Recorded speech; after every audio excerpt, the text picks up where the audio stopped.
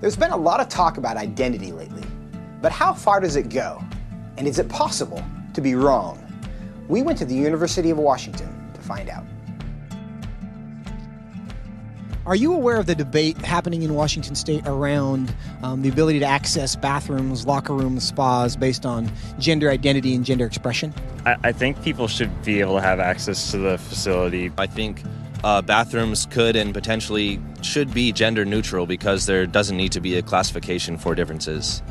I think people definitely should have the ability to go into whichever locker room they want.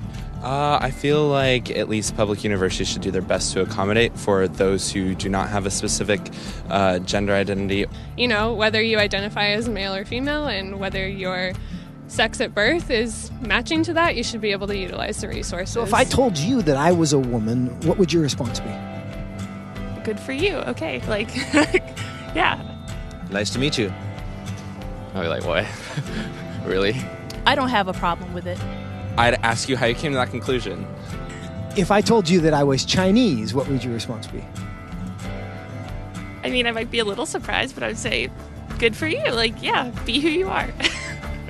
I would maybe think you had some Chinese ancestor.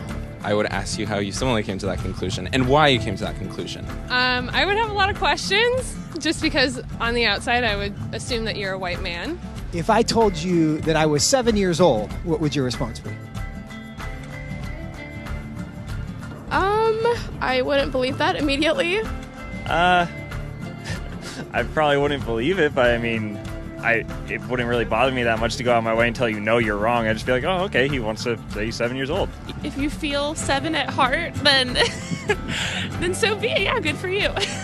So if I wanted to enroll in a first grade class, do you think I should be allowed to?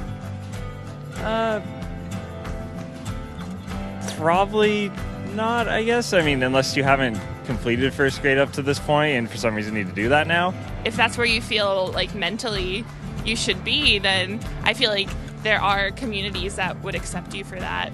I would say so long as you're not hindering society and you're not causing harm to other people, I feel like that should be an okay thing.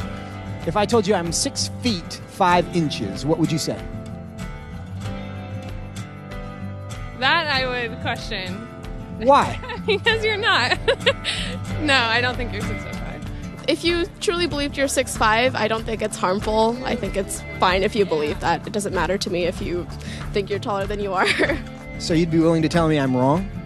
I wouldn't tell you you're wrong. No, but I say that I don't think that you are. I feel like that's not my place as like another human to say someone is wrong or to draw lines or boundaries. No, I mean, I wouldn't just go like, oh, you're wrong, like that's wrong to believe in it, because I mean, again, it doesn't really bother me what you want to think about your height or anything.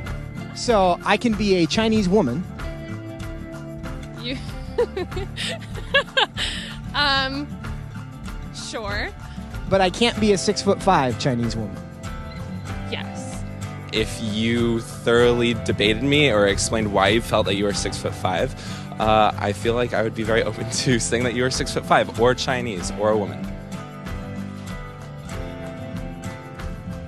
It shouldn't be hard to tell a 5'9" white guy that he's not a 6'5" Chinese woman. But clearly it is. Why?